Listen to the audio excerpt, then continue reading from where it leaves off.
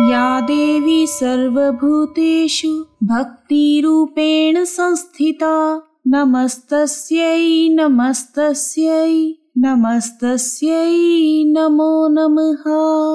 नमस्कार दोस्तों, आज मैं आप सभी के समक्ष दुर्गा सप्तशती का दूसरे दिन का पाठ प्रस्तुत कर रही हूँ। इसमें दुर्गा सप्तशती का अध्याय 2 और अध्याय 3 शामिल हैं।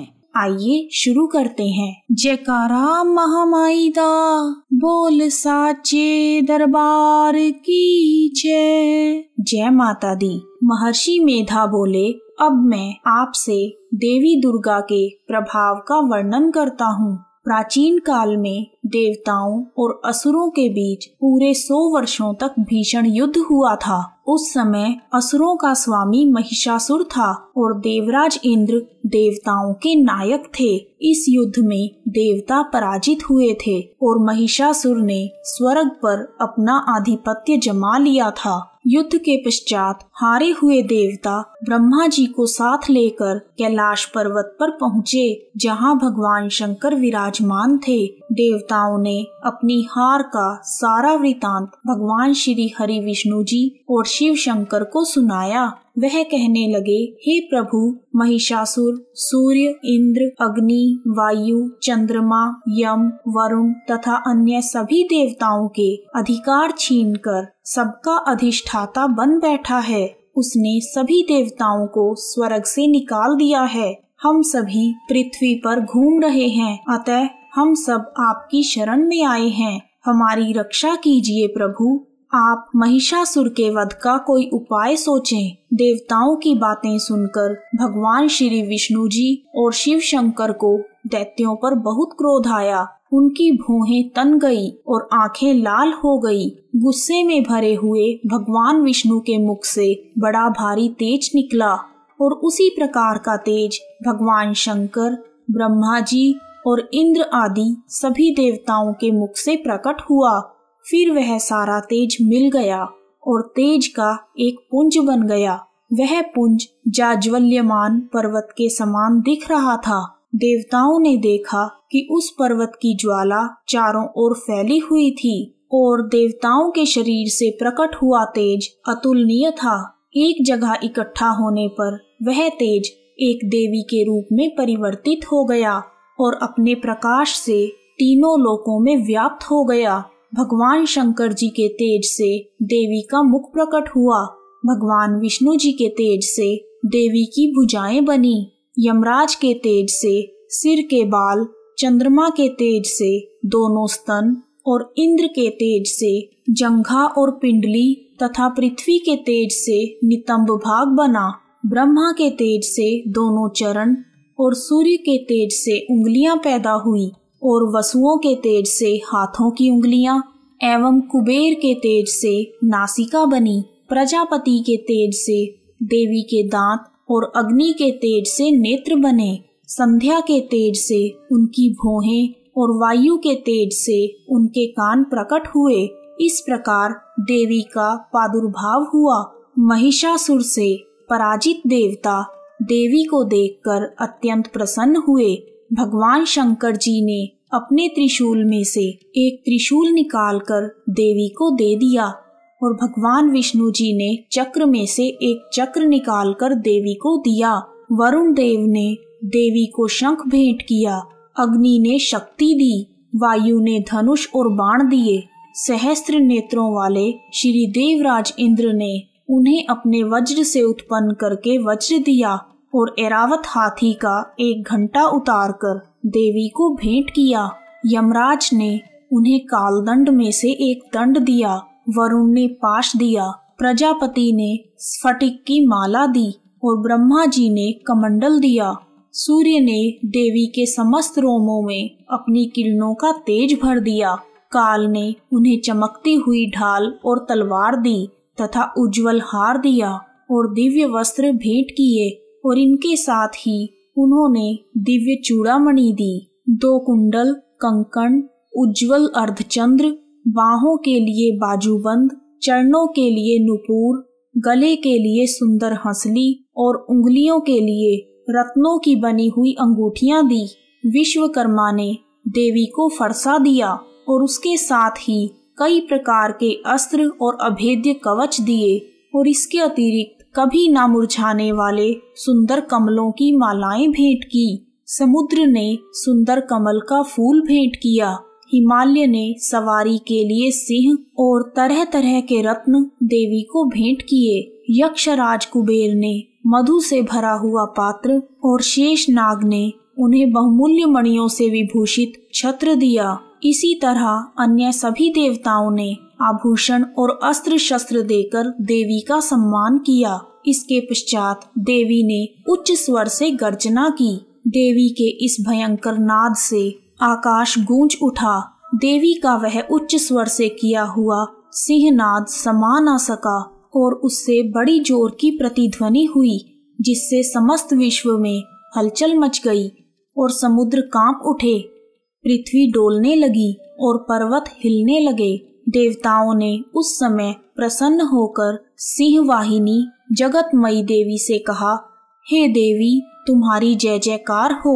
इसके साथ ही महर्षि ने भक्ति भाव से उनकी स्तुति की। संपूर्ण त्रिलोकी को शोकमग्न देखकर दैत्यगण अपनी सेनाओं को साथ लेकर और हथियार आदि सजाकर उठ खड़े हुए। महिषासुर के क्रोध की कोई सीमा नहीं थी। उसने क्रोध में भरकर कहा, यह सब क्या उत्पात है। फिर वह अपनी सेना के साथ उस सिंहनाद की ओर दौड़ा और आगे पहुंचकर उसने देवी को देखा, जो अपनी प्रभा से तीनों लोकों को प्रकाशित कर रही थी। देवी के चरणों के भार से पृथ्वी दबी जा रही थी।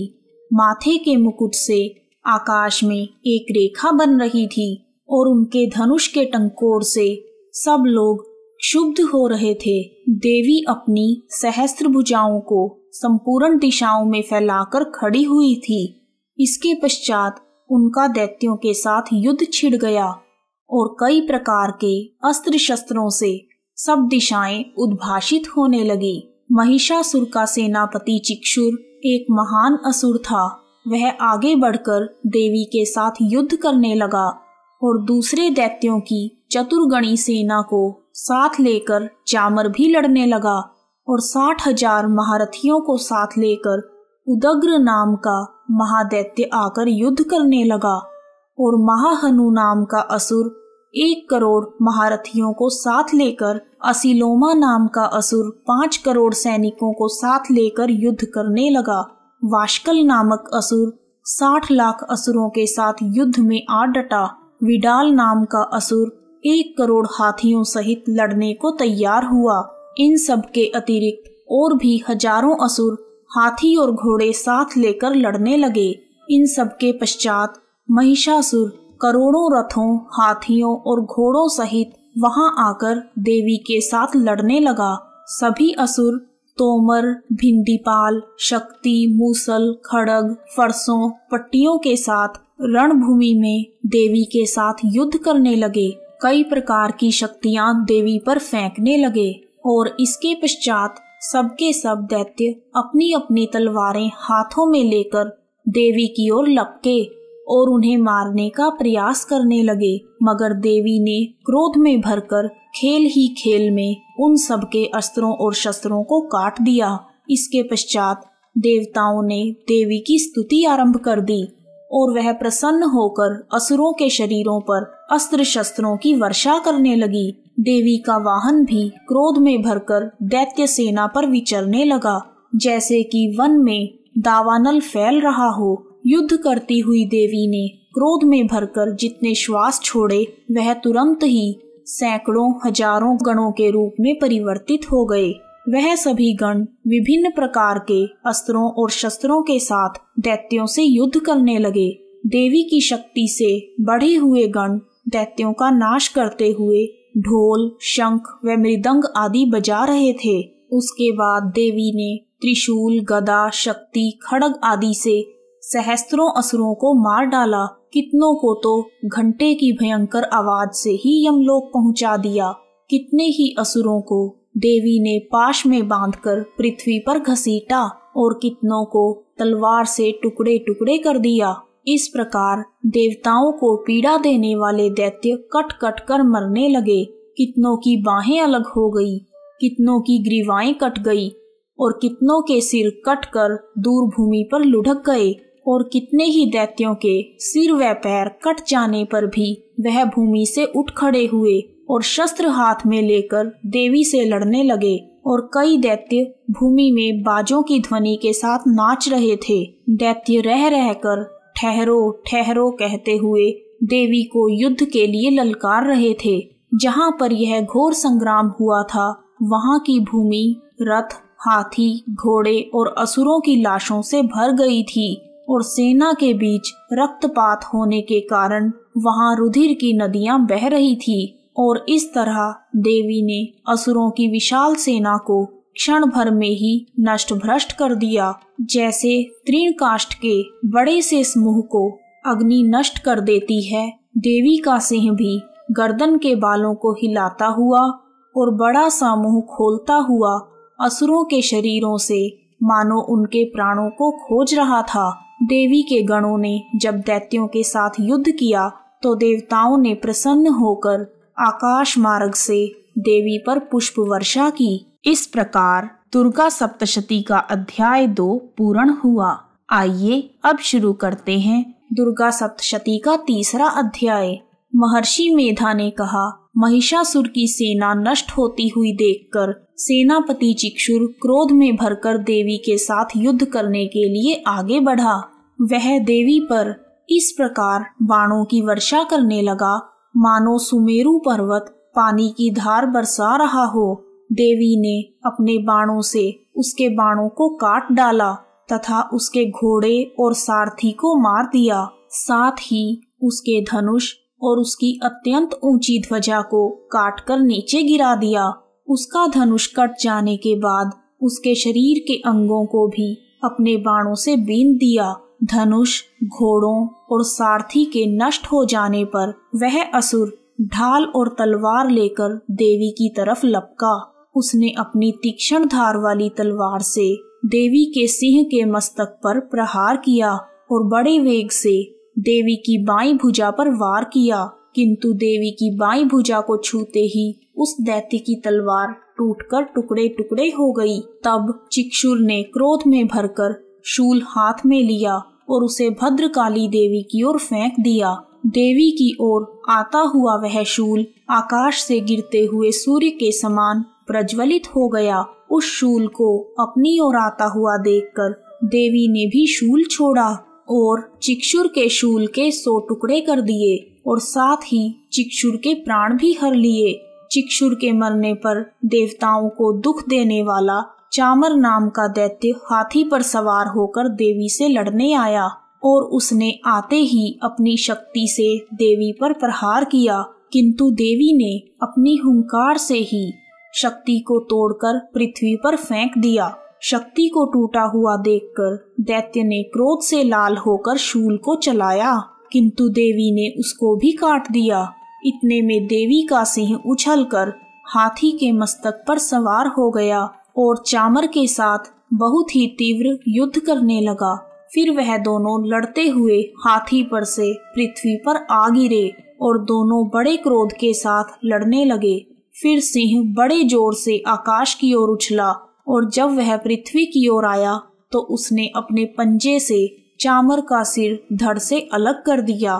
क्रोध में भरी हुई देवी ने शिला और वृक्ष आदि की चोटों से उदग्र नाम के राक्षस को भी मार दिया। इस प्रकार 3 नेत्रों वाली परमेश्वरी ने क्रोधित होकर त्रिशूल से उग्रास्य, उग्रवीर्य और महाहनु नामक राक्षसों को भी मार गिराया।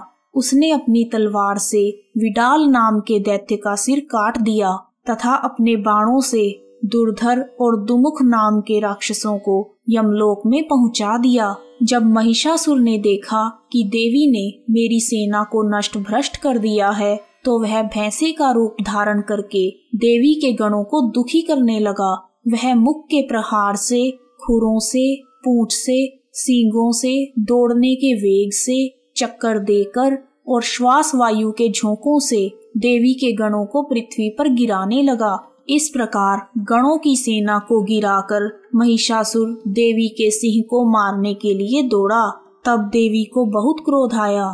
महिषासुर के वेग से चक्कर देने के कारण पृथ्वी क्षुब्ध होकर फटने लगी। उसकी पूंछ से टकराकर समुद्र चारों ओर फैलने लगा। हिलते हुए सींगों के आघात से मेघ खंडित हो गए और श्वास से आकाश में उड़ते हुए बादल फटने लगे। महिषासुर के इस भयानक आतंक को देखकर चंडिका उसे मारने के लिए क्रोध से भर गई। देवी ने पाश फेंककर महिषासुर को बांध लिया और उसने बंध जाने पर दैत्य का रूप त्याग दिया और सिंह का रूप बना लिया। ज्यों ही देवी उसका सर काटने के लिए तैयार हुई, उसने पुरुष का रूप बना लिया जो हाथ में तलवार लिए हुए था। देवी ने तुरंत ही अपने बाणों के साथ उस पुरुष को उसकी तलवार ढाल सहित बींध डाला। इसके पश्चात वह हाथी के रूप में दिखाई देने लगा और अपने लंबी सूंड से देवी के सिंह को खींचने लगा। देवी ने अपनी तलवार से उसकी सूंड काट डाली। तब राक्षस ने एक बार फिर भैंसे का रूप लिया और पहले की तरह चर अचर जीवों सहित समस्त त्रिलोकी को परेशान करने लगा। तब क्रोध में भरी हुई देवी उत्तम मधु का पान करने लगी और लाल नेत्र करके हंसने लगी। उधर बलवीर्य तथा मद से क्रोधित हुआ दैत्य भी गरजने लगा। अपने सींगों से देवी पर पर्वतों को फेंकने लगा। देवी अपने बाणों से उसके फेंके हुए पर्वतों को चूर चूर करती हुई बोली, ओ मूढ़, जब तक मैं मधुपान कर रही हूँ तब तक तू गरज ले और इसके पश्चात मेरे हाथों तेरी मृत्यु होने पर देवता गरजेंगे। महर्षि मेधा ने कहा। यूं कहकर देवी उछलकर उस दैत्य पर जा चढ़ी और अपने पैरों से दबाकर शूल से उसके गले पर आघात किया। देवी के पैर से दबने पर भी महिषासुर अपने दूसरे रूप से अपने मुख से बाहर होने लगा। अभी वह आधा ही बाहर निकला था कि दैत्य युद्ध करने लगा और देवी ने अपनी तलवार से उसका सर काट दिया। इसके पश्चात राक्षस सेना हाहाकार करती हुई वहां से भाग गई और सब देवता अत्यंत प्रसन्न हुए तथा ऋषियों महर्षियों सहित देवी की स्तुति करने लगे। गंधर्वराज गान करने लगे और अप्सराएं नृत्य करने लगी। इस प्रकार दुर्गा सप्तशती का तीसरा अध्याय पूर्ण हुआ। आज हमने दुर्गा सप्तशती का दूसरे दिन का पाठ पूर्ण किया है। बोलो अम्बे मात की जय। जय माता दी। यदि आपको दुर्गा सप्तशती का पाठ पसंद आया है तो कमेंट बॉक्स में माँ का जयकारा अवश्य लगाएं। आप सभी का हार्दिक धन्यवाद। जय माता दी। सारे रल मिल के बोलो जयकारा माई दा।